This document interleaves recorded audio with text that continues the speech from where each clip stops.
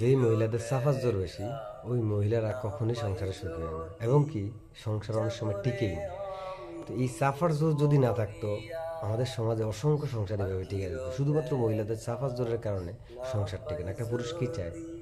বউয়ের ভালোবাসা এবং ভদ্রতা, সম্মান, এর বেশি কিন্তু কিছু একটা পুরুষ চায় না। আর ওই চাপার জোরের কারণে এগুলি সংসারের মধ্যে আইসা টিকতে পারে না।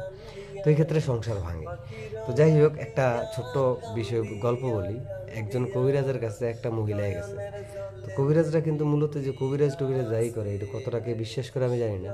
তো ওই মহিলা কবিরাজের কাছে গেছে গিয়ে মোটামুটি কবিরাজ জানতে চাই যে আপনার কি সমস্যা, এটা সেটা। তো মহিলা খুব ভালো করে বললো যে আমার স্বামীর সাথে এটা নিয়ে সমস্যা, ওইটা নিয়ে সমস্যা, বিভিন্ন রকমের ঘটনা বললো।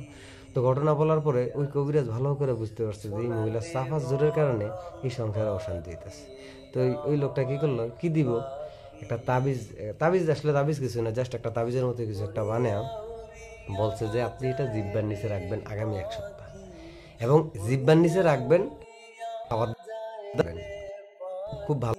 কারণ আমরা সংসার টিকানোর জন্য একটু মানে কষ্ট আপনার করতে হবে। আপনি কথা কম বলবেন। যদি কোনো কারণে আপনার এই তাবিজটা মুখের থেকে পড়ে যায় তাহলে আপনার এই তাবিজে কোনো কাজ করবে না। তো বড় মহিলা খুব কষ্ট করে, খুব কষ্ট, একটা তাবিজ মুখের নিচে রেখে খাবার দাবার খাওয়া, কথা বলা খুবই কঠিন। তো এই মহিলায় খুব কষ্ট করে সংসারের ভালোর জন্য, মহিলা সংসার করার ইচ্ছা আছে কিন্তু সাফার জোর বেশি।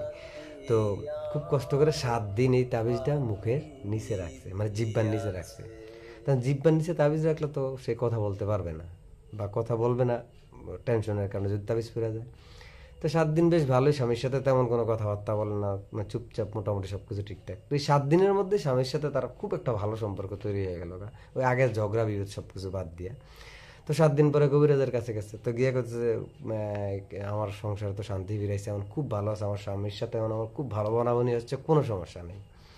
তো আসলে এটা ছিল একটা কৌশল কবিরাজের, যে যদি এই মহিলার সাফাস জোর কমানো যায় তাহলে এই সংসারে শান্তি ফিরে আসবে, আর নাহলে আসবে না। জাস্ট এটা কবিরাজ একটা কৌশল করে সংসারে শান্তি ফিরে আনছে।